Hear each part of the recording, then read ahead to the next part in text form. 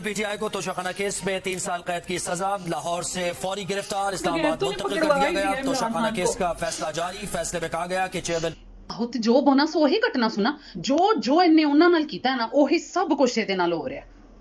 वो लोग तो चोर हैं, करप्ट हैं यार। उन्होंने इतनी करप्शन किया, आप लोगों को समझ क्यों नहीं आता?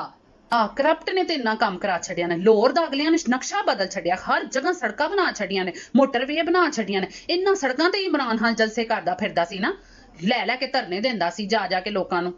डॉलर देखे कहां पे आ गया है, पेट्रोल की कीमतें देखे किधर चली गई हैं, और बिजली का बिल देखे कितना आ रहा है। अभी भी आप इन गंजों को सपोर्ट कर रही हैं, हद होती है ना। तो इमरान खान ने आके केड़ा सब कुछ सस्ता कर दिता सी, उन्हें थोड़ी अन्नी मचाई सी। ए ओदे सारे करतूत ने जेड़ा हुण महंगाई हो रही है कर गया सारे मुआहदे। ओ ते स्यापा इन्हां दी जान नूं पा गया ते साडी जान नूं वखरा पा गया। ओ आ भी जाए ना पुत्तर ते साडा कुछ नहीं सवर सकदा, इन्हां नूं साडी नहीं पई होई। तुसीं इंज मर जा रहे हो, फड़िया गया जिंज ओ फड़ कता गया ते पता नहीं की हो गया। ओ पहला बंदा जेड़ा जेल च गया है, सारे जेलां च जांदे ने, किन्ने बेकसूर जेलां च जांदे ने ते फिर कंजर काले करतूत करके जांदे ने जेलां च। तू एवें रो पागल हो गई है। और भाई तुम यहाँ पे क्या बैठ के कर रहे हो? चलो अपने दोस्तों को इकट्ठा करो, जाके प्रोटेस्ट करो।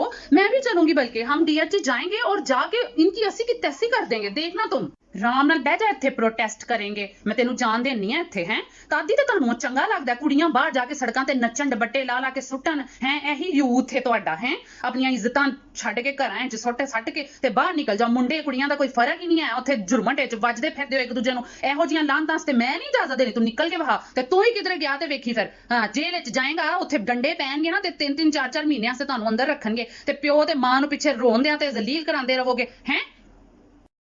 तू रहने दे भाई, इन लोगों को क्या पता शऊर क्या चीज होता है? इनको क्या समझ?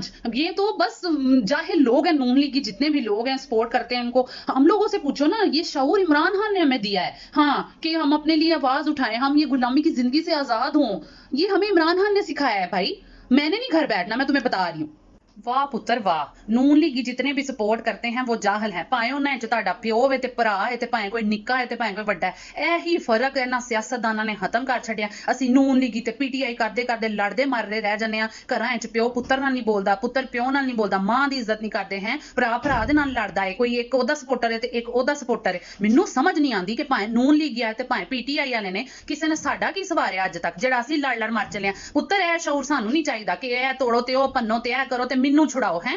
बंदा पूछे जेल च मर जाएगा, थोड़ी देर रहेगा ते ओ भी रहने आ भी रह ले, सारियां ने बाहर आ जाना है। सारे इको ने असीं लड़ मर चले हैं एक दूजे दे नाल। असीं अपना नुकसान कर रहे हैं, असीं अपनियां इज्जतां गवा रहे हैं, असीं एक दूजे दी रिस्पैक्ट नहीं कर रहे ते असीं इन्हां दी खातर घर च फड्डे पा के बैठे हुए हैं। सवरना ना साडा कदी है ते ना सवरेगा कदी। इन्हां नूं सिर्फ आपो आप दी पई होई है।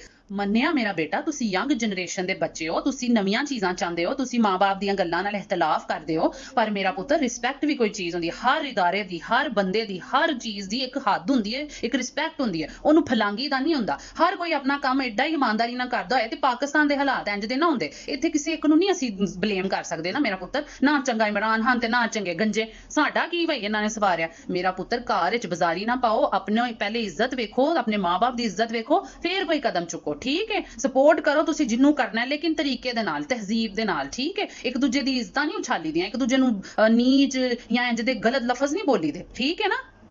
सॉरी मामा, मेरे मुंह से निकल गया था। मैं आपकी ये बातों पे ध्यान रखूंगी। वाकई हमें आपस में इस तरह नहीं बिहेव करना चाहिए। I am so sorry, please मुझे माफ कर दें। कोई गल नहीं, आ जाएगा इमरान खान भी, तू भी मेरी धी, परेशान ना हो।